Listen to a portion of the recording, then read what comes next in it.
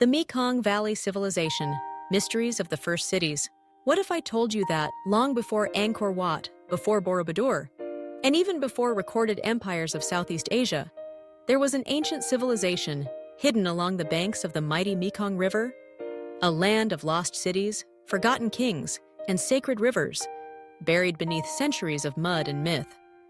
Today, we unveil a forgotten chapter of humanity, the civilization of the Mekong Valley. Chapter 1. The River of Time, birthplace of a lost civilization. The Mekong River, stretching over 4,900 kilometers from Tibet through China, Myanmar, Laos, Thailand, Cambodia, and Vietnam, is not just a waterway. It is a cradle of civilizations.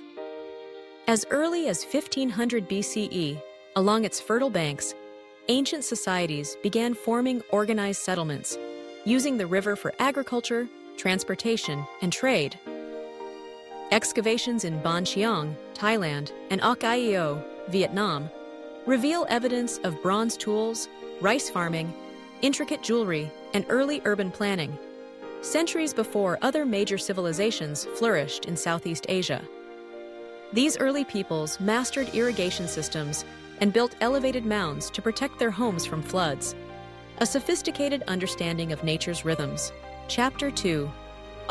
Eo and the Kingdom of Funan, the Mekong's Forgotten Empire. Around the 1st century CE, the Mekong Valley became home to one of Southeast Asia's first known kingdoms, Funan. Chinese records describe it as a powerful, wealthy seafaring state, centered in what is now southern Vietnam. At the heart of Funan lay the city of Eo, a sprawling trade metropolis connected to India, China, and the Roman Empire. Roman coins and Indian seals were unearthed here, proving the city's global connections. The Funanese were early adopters of Indian religions, integrating Hinduism and Buddhism into their temples and art, centuries before Angkor. Yet, despite its greatness, Funan vanished mysteriously by the 6th century CE, leaving only scattered relics and haunting ruins. Chapter 3. Sacred Beliefs and Rituals of the River People. The people of the Mekong held deep reverence for water. The river was considered a divine mother, a life-giver and destroyer. Many ancient sites align with celestial movements and solstice cycles, hinting at ritual practices influenced by Hindu cosmology and native animist traditions. Burial sites along the Mekong reveal ornate grave goods, symbolic offerings, and even ritual animal sacrifices, showing a society that honored both ancestors and cosmic forces. Chapter 4. Influence Beyond Borders, Legacy of the Mekong Civilization. The technological innovations and trade networks of Mekong civilizations influenced rising powers like Chenla and the Khmer Empire. The hydraulic engineering seen in Angkor Wat may have originated from knowledge passed down from Funan's engineers. Even today, cultural echoes remain. Floating markets, stilt houses, river festivals, and ancestral worship traditions across the Mekong nations trace their roots to these early civilizations. Chapter 5. The Sacred Symbols, Religion Before Temples.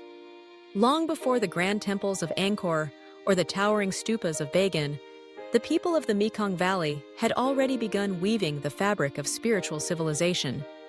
At sites like Angkor Bori, Eo, and Phum Sne, archaeologists found amulets depicting Hindu deities like Vishnu and Shiva, but in Southeast Asian styles, not Indian stone lingams, altars, and ceremonial urns. Early Sanskrit inscriptions blended with native scripts. This was not simple adoption. It was cultural alchemy. They didn't copy India or China. They transformed those beliefs, blending them with indigenous animism and ancestor worship. The river, forests, mountains, all were sacred. Each village likely had its guardian spirit, each dynasty its mythical origin. Chapter 6. Between Giants, the Mekong as a crossroads of power. The Mekong Valley was never isolated. It was a contested frontier. By the 3rd century CE, the Funan Kingdom was trading with Rome and India, but it also faced pressure from the Han dynasty to the north, the expanding Champa Kingdom to the east, seafaring merchants from Java and the Malay Peninsula to the south. Over centuries, the Mekong became a crossroads of empires and a battleground of ideas. Each new ruler who rose in the region tried to control the trade flowing through the canals, harness the religious prestige of sacred mountains and riverbanks, align themselves with both cosmic order and foreign merchants. And yet, the Mekong resisted unification. Unlike the centralized kingdoms of China or India, the Mekong Valley remained fluid, shifting like the river itself. Cities rose and fell, cultures collided and merged, but no single power ever fully tamed its spirit. The lost kingdom beneath our feet. In the heartbeat of Southeast Asia, beneath the tides of the Mekong, lie stories of the first cities, of canals older than roads, kings crowned by myth, and temples lost to time. This is not just a forgotten past, it is the foundation of our present.